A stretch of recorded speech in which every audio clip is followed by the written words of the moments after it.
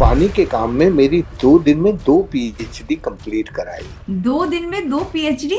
पहली पीएचडी थी सूरज को अपने राजस्थान के इलाके में पानी की चोरी करने से रोकना। तो उसने मुझे एक दिन में सूखे हुए 25 कुओं में 100 फीट, 150 फीट, 80 फीट गहरे कुओं में नीचे डाला। इस पानी के काम में मैंने अभी तक 23 मरी हुई सूखी नदियों को 50 साल के पानी के जीवन में जिंदा किया। करीब करीब 12 लाख लोगों को जो माइनिंग में मजदूरी करते थे उनकी खदानें बंद करा के उनको पानी के काम में लगाया और 6,332 डाकुओं को लूटपाट डकैती छुड़वा के चंबल की उनको किसान बनाया।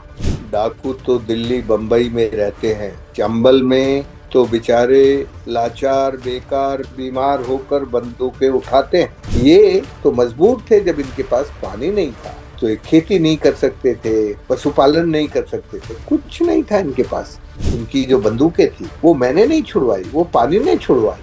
नमस्ते, आप सभी का स्वागत है आज के वीडियो में। दोस्तों, जहां पूरी दुनिया पानी को सिर्फ एक संसाधन समझ रही थी, वहीं एक साधारण से इंसान ने उसे जीवन मानकर बचाने का संकल्प लिया।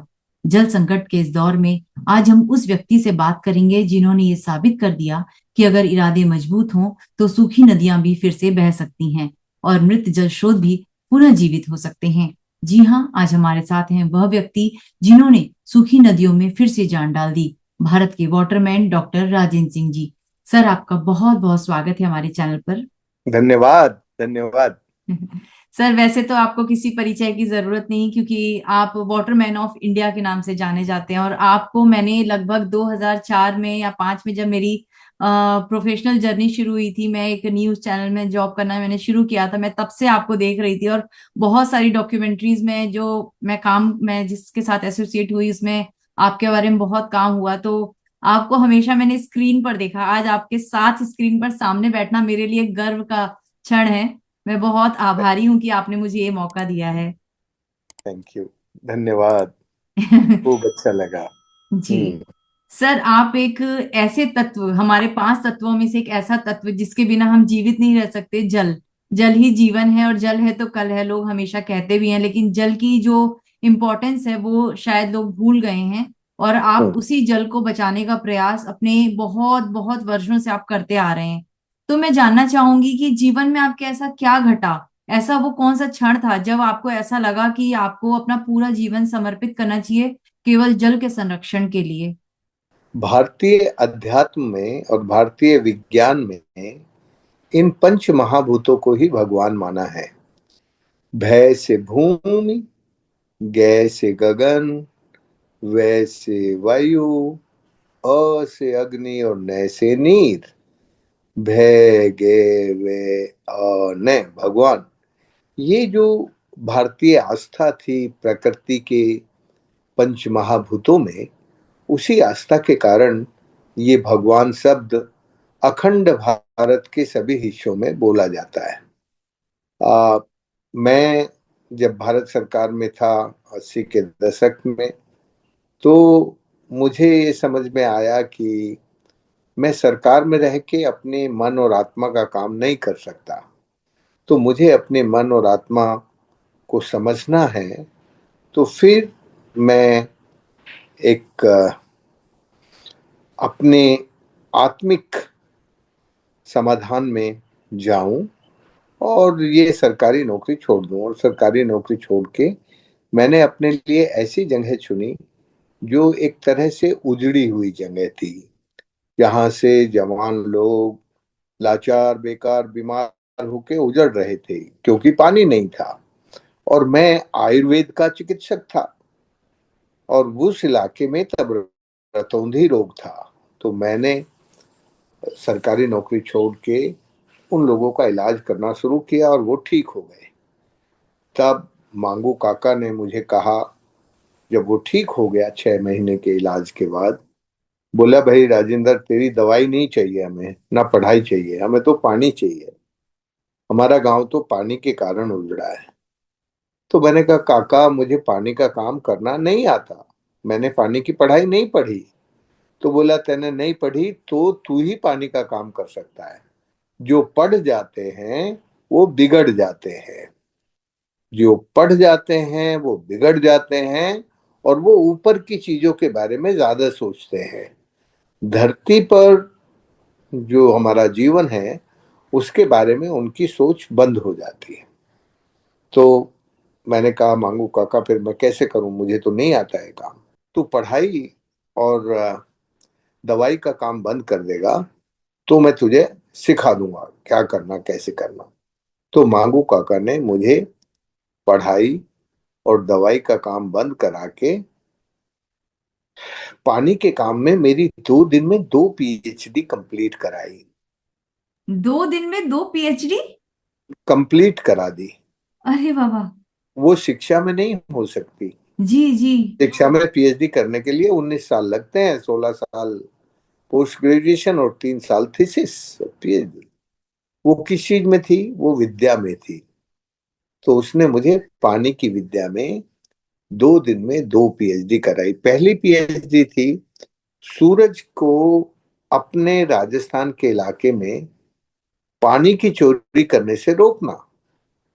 सूरज को चोरी करने से रोकना हो तो फिर प्रकृति की मदद से ही, प्रकृति की ज्ञान से ही वो जो वर्षा का जल है उसको पकड़ के धरती के पेट में रखना। सूरज धरती के पेट से पानी की चोरी नहीं कर सकता। तो उसने मुझे एक दिन में सूखे हुए 25 कुओं में, 100 फीट, 150 फीट, 80 फीट गहरे कुओं में नीचे डाला और ऊपर निकाल के फिर मुझसे पूछता था, तूने कुएं में क्या देखा? तो मैं जिस कुएं में कन्फाइंड वर्टिकल फ्रैक्चर थे, सीधे ऐसे, वहां पर बड़े पेड़ होते थे और उन पेड़ों पे पत्तियां होती थी। और जहां अनकन्फाइंड हॉरिजॉन्टल फ्रैक्चर होते थे ऐसे, वहां पेड़ नहीं होते थे, वहां झाड़ियां होती थी और पत्तियों की जगह कांटे होते थे। तो उसने धरती के अंदर का जो विज्ञान है और ज्ञान है वो 25 कुएं दिखा के दिन भर में वो मुझसे सवाल पूछता था। और जब उसके सवालों का जवाब पूरा ठीक से मिल गया तो उसने कहा, अब तू धरती का पेट सीख गया और अब तू ऐसी जगह बांध बनाएगा जहां से पानी सूरज की चोरी नहीं कर सके। बारिश के दिन में पानी आए और बारिश के दिन में पानी आने के बाद धरती के पेट में चला जाए। धरती के पेट में से सूरज पानी नहीं निकाल सकता। तो पहला जो पीएचडी था वो जियो हाइड्रो साइंस की पीएचडी थी, धरती के पेट के अंदर का ज्ञान।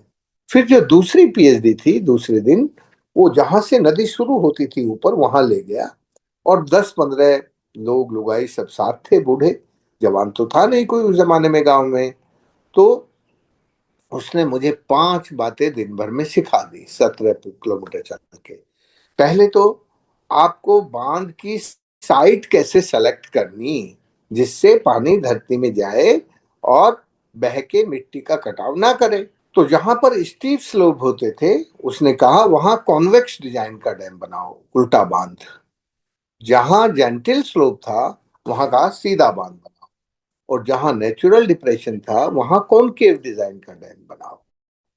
और उसने कहा कि ये जो बादल है ये हर साल पानी लाता है, लेकिन धरती नंगी होने के कारण ये पानी रूठ कर, बादल रूठ कर बिना बरसे चला जाता है। और जब बादल रूठ जाते हैं तो घर के लोग भी रूठ जाते हैं। मेरा बेटा बहू भी रूठ कर दिल्ली चले गए। अब ना मेरे कुएं में पानी है, ना खेत में हरियाली है, तो अब मेरे जीवन में खुशहाली कहाँ रहेगी? तो ये जो सब चीजें थी ये उसने एक दिन में सिखाई थी, पहले दिन।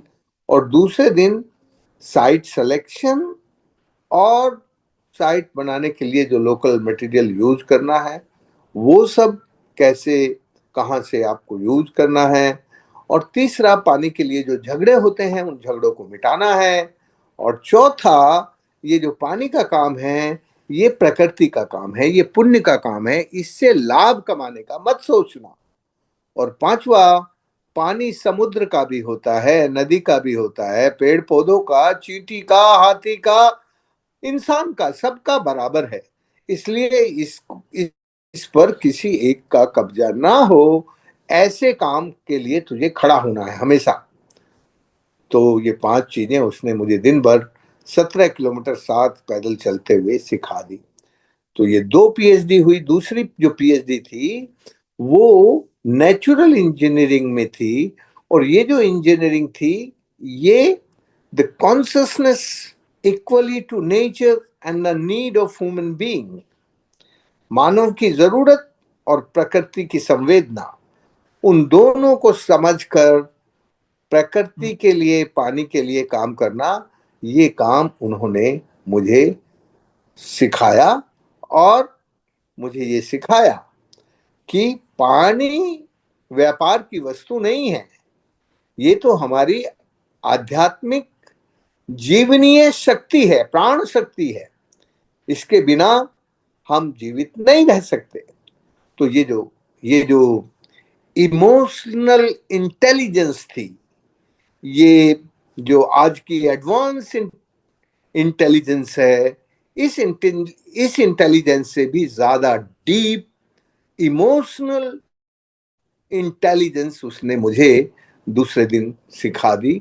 तो मेरी जो दूसरी पीएचडी थी वो संवेदन और चेतनाशील इंजीनियरिंग में थी, जिससे मैं प्रकृति का कुछ बिगाड़े बिना प्रकृति पर निर्माण करता जाऊं, और मेरे निर्माण से प्रकृति में किसी भी तरह का बिगाड़ ना हो, ये इंजीनियरिंग उसने मुझे दूसरे दिन सिखाई।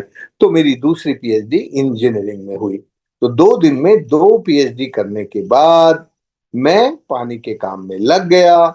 इस पानी के काम में मैंने अभी तक 23 मरी हुई सूखी नदियों को पिछले 50 साल के पानी के जीवन में जिंदा किया, और करीब करीब 12 लाख लोगों को जो माइनिंग में मजदूरी करते थे, खनन में, उनकी खदानें बंद करा के उनको पानी के काम में लगाया। और 6,332 डाकुओं को लूटपाट डकैती छुड़वा के चंबल की उनको किसान बनाया। ये पानी के काम से मैंने सीखा और किया। आप एक इतना पता नहीं आपने कितनी साधारण और कितनी आसानी से आपने बताया कि आपने ये कार्य किया है, पर अगर इसकी गहराई देखें तो आपने इतना उच्च स्तरीय काम किया है जिसे करने के लिए बहुत बड़ा एक ऑर्गेनाइजेशन चाहिए, बहुत सारे लोग चाहिए, जो आपने अकेले के दम पर इतना सब कुछ कर दिया।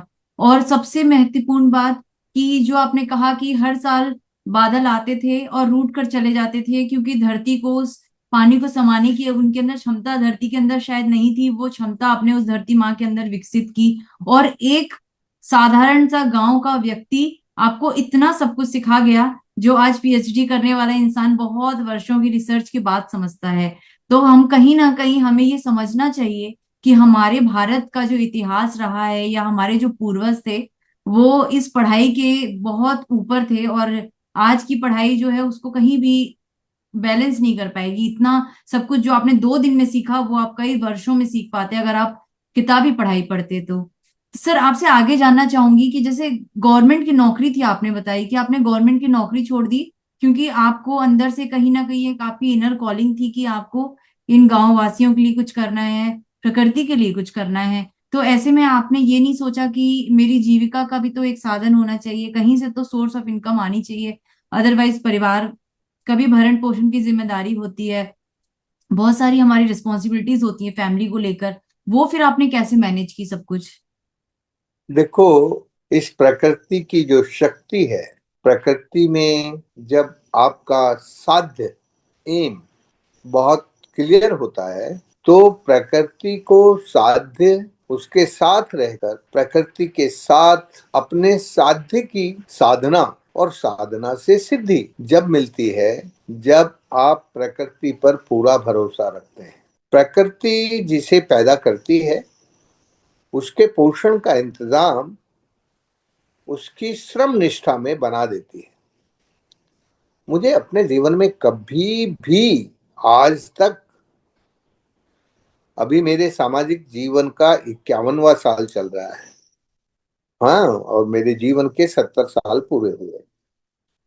तो मैं क्या कह रहा हूं आपसे कि जब आपको प्रकृति में आस्था होती है तो जो भारतीय ज्ञान तंत्र है, जिसको हम इंडिजिनस नॉलेज सिस्टम कहते हैं, वो भारतीय ज्ञान तंत्र अपनी संवेदनाओं से, अपने भावों से, जिसको मैं कहता हूं इमोशनल इंटेलिजेंस, अपनी इमोशनल इंटेलिजेंस में हमें वो सब कुछ देता रहता है। ये जो एडवांस इंटेलिजेंस है ये तो हमसे लेती है, लेकिन इमोशनल इंटेलिजेंस हमें हमेशा देती है।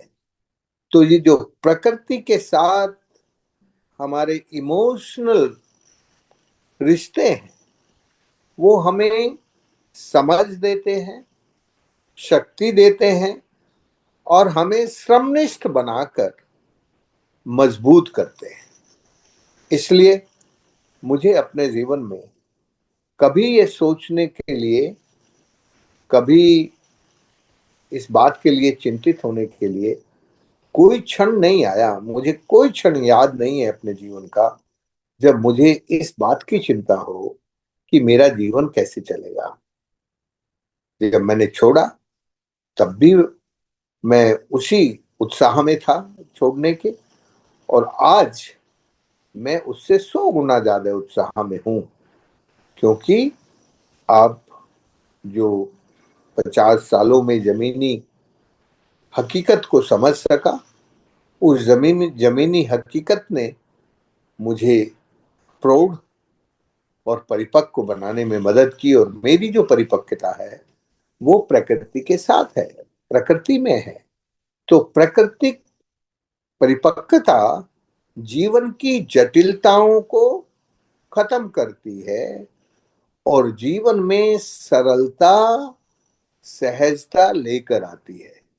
तो जो हमारे जीवन की सरलता और सहजता है वो ही भारतीय ज्ञान तंत्र में सतयुग कहलाती है, कृतयुग कहलाती है, कि करते हुए पूरी प्रकृति के साथ आगे तक जाना। जब हमारा जीवन कॉम्प्लिकेटेड होता है, जटिल होता है, तब ये सब स्ट्रेस होते हैं, तब ये चिंताएं होती हैं कि जीवन कैसे चलेगा। हाँ? लेकिन जीवन की सरलताओं में और सहजता में, स्पॉन्टेनिटी में, ये सवाल कभी जीवन में उठते नहीं है। मेरे जीवन में तो नहीं उठे। इसलिए मैं सभी से कहता हूं, अपने हम उम्र से और युवाओं से कहता हूं कि तुम इस प्रकृति के साथ जिस दिन प्यार से जीने लगोगे उस दिन जीवन का आनंद तुम्हें भरपूर कर देगा, और तुम्हारा भरपूर जीवन एक तरह से अपनी सरलता और सहजता से आपको सदैव ऊर्जावान बनाए रखेगा। मैं अपने आप को याद करता हूं कि जब मैंने काम शुरू किया, मैं जितना ऊर्जावान तब था आज भी उससे ज्यादा ऊर्जावान हूं, क्योंकि प्रकृति मुझे हमेशा सिखाती रहती है और प्रकृति हमेशा मेरा पोषण और शिक्षण साथ साथ करती है। कितना सुंदर कार्य आपने इस जीवन में किया है, आपका ये जीवन धन्य है।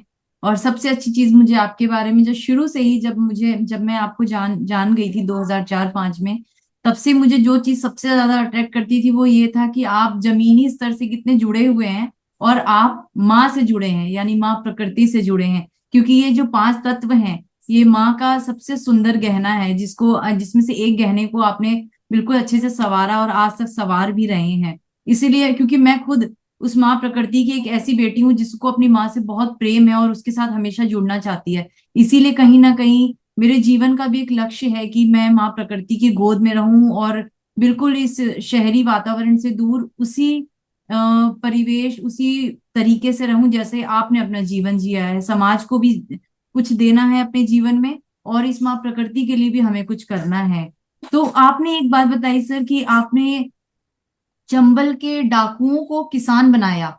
ये अपने आप में एक बहुत ही एक रिवॉल्यूशन है, कह सकते हैं कि जो डाकू जिनसे सारी दुनिया डरती थी एक वक्त पर, चंबल बहुत ही खूंखार और डरावना एरिया माना जाता था, आज आपने वहां के ऐसे डाकुओं को किसान बनाया। ये आपके अंदर सोच कहाँ से आई, और वो डाकू आपकी बात मान कैसे गए? सोनम, डाकू तो दिल्ली बंबई में रहते हैं। जी। चंबल में तो बेचारे लाचार, बेकार, बीमार होकर बंदूकें उठाते हैं ओ। और वो डरते हैं, डराते हैं। इन लोगों के जीवन में डर भी बहुत था और ये डराते भी थे सबको। जब हमने इनकी जमीनों पर पानी का काम किया तो इनकी पत्नियों ने इन्हें ये लूटपाट का धंधा छोड़कर खेती करने के काम में लगाया। बहुत सारे लोगों पर पुलिस केस थे, तो फिर हमने थोड़ा पुलिस में दखल देकर इनके मामलों को सुलझाया और इनसे कहा कि भाई, तुम्हारी जिंदगी में ये जो फरारी है, ये तो कभी तुम्हें इंसान बनने नहीं देगी। जो डरता है वो मरता है। तो आप अपना डर निकालने के लिए अदालत में पेश होकर जो गलती की है उसको स्वीकार करो, जो गलती नहीं की है उसके लिए माफी मांग लो, और तो मुक्ति मिल जाएगी। तो पुलिस ने और जुडिशरी ने इनके मामलों को संवेदना पूर्वक उस जमाने में सुना। हमने बहुत उसमें बीच में कोशिशें की और ये लोग फिर मुक्त होकर समझदार, इज्जतदार, मालदार बन गए। मालदार बन गए क्योंकि मेहनत करने लगे थे अपनी खेती में। तो जो समझदारी है वो ही इज्जतदारी होती है, और उसी से व्यक्ति इस प्रकृति में और समाज में सहृदयता से आगे बढ़ता है। मुझे वो दिन याद है जब चारों तरफ डर ही डर था। आज आप चंबल के करौली में, धौलपुर में कहीं भी चले जाइए, रात को जाइए, दिन को जाइए, आपको कहीं भी कोई लूटपाट करने वाला नहीं मिलेगा। ये बड़ी संख्या थी जो घर में 18-19 साल का होता था, वही बस बंदूक लेके चल देता था। छोटे बच्चे जंगलों में कुछ खाना वाना पहुंचाने का काम करते थे, क्योंकि पुलिस का बहुत डर था इन्हें। तो फरार रहते थे सब लोग। तो पुलिस के साथ बात करके इनकी फरारी खत्म की गई और इनकी समझदारी को बढ़ाया। अब ये पानीदार हो गए, प्रकृति को समझते हैं, अपने अपनी खेती अपने पानी पर जिंदा रहते हैं। देखो, ये जो हम हमारी सरकारें होती है ना, वो अपने आप में जब फेल हो जाती हैं तब ऐसे लोगों पर आरोप गढ़ देती हैं कि ये डाकू हैं, ये डाकुओं का इलाका है, उसको नोटिफाइड कर देती हैं। पर वो कभी नहीं देखते कि डाकू कौन है, असली डाकू कौन है। तो मैं आपको इतना ही बता दूं सोनम, कि ये लोग बहुत सरल, सहज और प्रकृति का कम से कम लेने वाले और अपने पसीने से प्रकृति को ज्यादा देने वाले लोग हैं। जो प्रकृति की लूट करते हैं, प्रकृति को लूटते हैं, नदियों को, नालों को, समुद्र को, धरती को, पहाड़ों को काटते हैं, वो तो दिल्ली बंबई में रहते हैं। तो यदि आपको असली डाकू ढूंढने हैं तो दिल्ली बंबई जाओ, वहां ढूंढो। इन चंबल वालों को डाकू मत कहो, ये डाकू नहीं है। ये डाकू नहीं थे। ये तो मजबूर थे, जब इनके पास पानी नहीं था तो ये खेती नहीं कर सकते थे, पशुपालन नहीं कर सकते थे, कुछ नहीं था इनके पास। जब पानी आया तो इन्होंने खेती करना शुरू कर दिया और एक सहज जिंदगी जीने लगे। अभी हमारे पूरे इलाके में कोई ऐसे डाकू नहीं मिलेंगे जो लूटपाट करते हो, सब छोड़ के खेती में लग गए। तो ये जो प्रकृति में जीवन है वो हमें सहृदय बनाता है। वो हमें अपने श्रम निष्ठा से जीना सिखाता है। तो ये श्रम निष्ठ तो थे पहले ही, लेकिन उस श्रम निष्ठा को बदल दिया। अब इनका पानी और प्रकृति से प्यार बढ़ गया। तो बागी से किसानी बनना बड़ा आसान है। मुझे ये बताते हुए बहुत खुशी है कि इनका जो बागीपन था, इनकी जो बंदूकें थी, वो मैंने नहीं छुड़वाई, वो पानी ने छुड़वाई। जब इनको पानी मिल गया, इनकी खेती करने लायक पानी आ गया, तो इन्होंने बंदूकें छोड़ दी और खेती में लग गए और अपनी पत्नी के साथ रहने लगे। पहले ये कई कई साल पत्नी से नहीं मिल पाते थे, अभी पति पत्नी दोनों साथ रहते हैं, गांव में रहते हैं, घर में रहते हैं। तो वो जो इनके बुरे दिन थे, वो पानी ने खत्म किए, राजेंद्र सिंह ने नहीं किए। राजेंद्र सिंह ने केवल पानी का रक्षण संरक्षण सिखाया। पानी का रक्षण और संरक्षण ने इनको पानीदार बना दिया, इज्जतदार बना दिया, मालदार बना दिया, समझदार बना दिया, बस। कितनी सहजता से आपने इतनी बड़ी बात कह दी कि पानी ने उनका जीवन बदल दिया। और जो असली डाकू चोर जो है, लुटेरे हैं, वो तो शहरों में रहते हैं और इसमें कोई दो राय नहीं। आज हर व्यक्ति जानता है कि हमारी सरकारें क्या कर रही हैं और वो क्या कर सकती हैं।